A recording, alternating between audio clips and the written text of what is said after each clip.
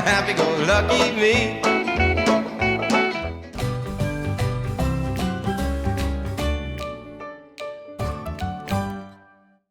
Hey guys, it's Heather here, and today I'm coming at you with something I haven't done for quite a while, and that is a Clash Royale video.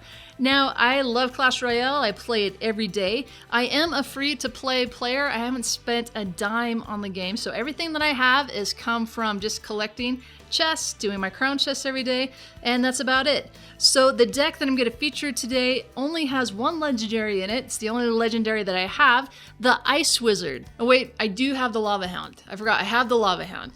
I've never played the Lava Hound, but I do have the Lava Hound as well. So, but this deck is going to have the Ice Wizard.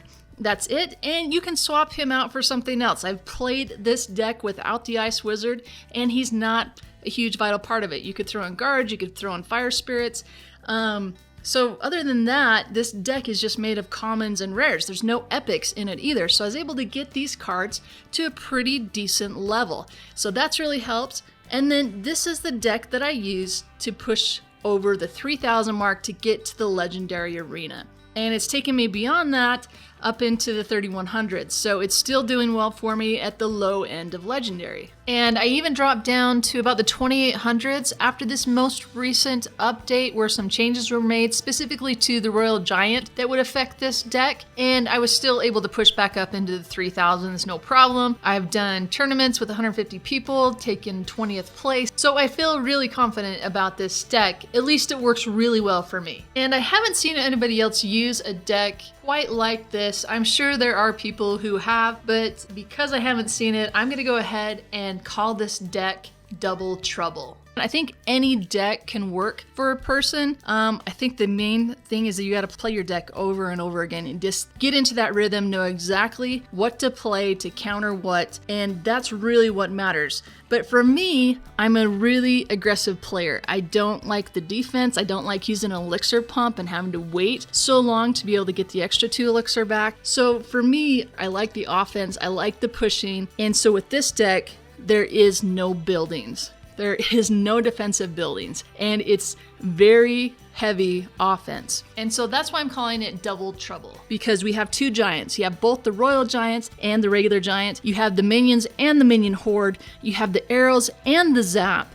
And then kind of following up a little bit with the twin, I have the mini P.E.K.K.A. and the Ice Wizard. So I'll take you through some of this gameplay that got me to the legendary arena, and you can kind of see how I play this deck and what I used to counter and how I used to push. So the other thing I like about this deck is I always seem to have a good starting card. I either want to start with a giant, either the giants, or start with my Ice Wizard. As long as I can get one of those 3 cards up front, I'm usually pretty good. And I like to start that back by the tower because this deck is all about being able to build up as much elixir as possible and doing a huge push. So once I have that giant out front, I like to have the Ice Wizard behind, and then also, if I can get that mini P.E.K.K.A. in there, if I can get those guys to the tower's gone. And if my opponent starts with an elixir pump, he's pretty much dead. I've pretty much taken his first tower just with that one move. He's lost 5 elixir. I've got 10 elixir. That means I can drop 2 of my giants, and there's no way with 5 elixir he can defend against 2 giants. And so because I don't have any defensive buildings, if I need any kind of defense, my giants become defensive buildings. Everything is just more a distraction. If I can use it to distract enough that my tower and then my minions or zap, whatever I need to use, is able to get those troops down, then whatever I have left is just built upon my next push to be able to head to the tower. So there's definitely combinations that are really difficult to defend against. Poison's pretty rough on the minions, anything that does splash damage against them, because the minions are what's going to take out those kind of horde troops that are going to be stopping my giants. So this deck is all about trying to have those bodyguards in front that can block for my P.E.K.K.A., for my minions, whatever else these troops are that do a lot of damage to a tower so they can get in. Yes, you know, some people don't like the Royal Giant. I don't care. Some people don't like the legendaries and how easy it is for those who aren't free to play to get those. So I'm totally fine with playing the Royal Giant. I'm totally fine with playing whatever card I get. The other thing I like to do too is if they start pushing on the other side, as long as I feel like I have enough troops to defend against it, I like to send a push up against the other tower and make them have to split. So if I can defend against their push, plus I can send troops alongside the other tower and be able to take it out, definitely a great way to go with this deck because I have so much offensive power. But like I said, it really comes down to your style of play. This can be a really difficult deck to get used to if you're used to having some defense in there, because there is absolutely no defense in this deck. So maybe even a better name for this would be the defenseless deck. But it's been able to hold up really well against decks that are stacked with legendaries. It holds up well against the princess because I have arrows that are high enough that can take out a level 2 princess. It holds up great against the miner because I typically have enough cards that I can use to take him out. You know, if I can get him in early enough, I can even keep the miner completely off my tower. I have so many options to be able to do essentially the same push of attack. I don't have to wait for my deck to cycle through to get me back to my giant. It's like I have 2 options. I have 2 cards for this very simple push. I have a lot of options to be, I don't really have to wait for the deck to cycle back. Whatever I have in my hand usually is going to work as some kind of combo. I'm going to have, one of the giants. I'm going to have the Ice Wizard or some minions, something that's going to do splash, that's going to hit air and ground. I'm going to have the high hitting power of the P.E.K.K.A. If I have the Ice Wizard with the minions, that works as well. So there's a lot of different variations that all essentially do the same thing. I have great cards to defend with, cards that are doing splash damage, cards that do a lot of damage. The other great thing is if they send in barbarians against my giant, all I have to do is a zap and then my P.E.K.K.A. can one-hit them. So those 2 spells, the zap and the arrow, are able to do a lot to be able to take out those little troops that they're using to stop my giant push. So things that get a little bit tough to defend against. Spawner decks have given me a little bit of trouble in this. 3 Musketeers can kind of give me a little bit of trouble. If I use a zap and a minion on top of them, that will work. Having the double Prince deck can also be a little bit rough as well. But, saying that, they can be a little bit rough. It doesn't necessarily beat this deck. If I'm playing really well, then I can beat those decks. If I'm playing poorly, then pretty much any deck can beat me. I'm interested to see how it works for you. I haven't seen anybody play a deck like this before.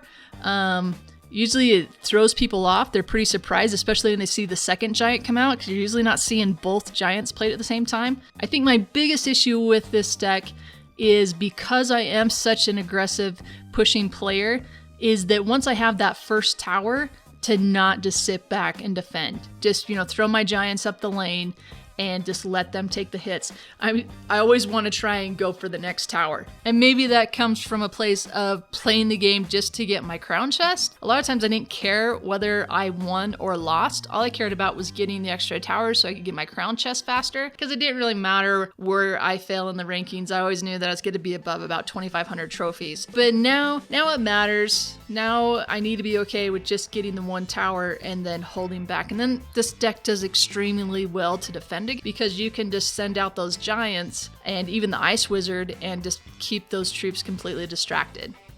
So definitely some things to look for with this deck. If they drop an elixir pump right off the bat, you want to push. Just get your giant out front, get your P.E.K.K.A., your mini P.E.K.K.A., get your Ice Wizard. And those 3 cards together are going to take the tower. And then just keep pushing. You got your zap there to be able to stop whatever he throws at you. If he's throwing a mini P.E.K.K.A. at you or guards or whatever, drop your minions. Just your regular minions can take all that out. If he drops a princess, use your arrows to take it out. So there's a lot of things that you can do to knock off about, anywhere from 2,000 up off of that tower just because they dropped the elixir pump. And then this deck is all about sitting back, seeing what your opponent's going to do. I'm constantly waiting until I have full elixir. And as soon as I have full elixir, even, close to about 9, just to make sure that I don't go over on my elixir, drop that giant, drop the Ice Wizard far enough back so that you can start getting your troops onto the playing field. But this is also a really fun way to play. because it's not a lot of sit back and wait till you get to that 1 minute left. You're playing the whole time, you're aggressively pushing, and I think that's why I like to play this deck, because it's fun. It keeps me in there. There's a huge adrenaline rush. You know, I've played decks before where I was playing with defensive buildings like the bomb tower and the cannon and the Tesla, and it just didn't fit my style of play. But what you need to do, I feel, with Clash Royale is find the style of deck that you like to play and what works for you, and then play it. Just play it over and over and over again, and you'll know exactly what troops to use, what buildings to use to combat any other thing that's thrown at you, and be able to get that slight advantage.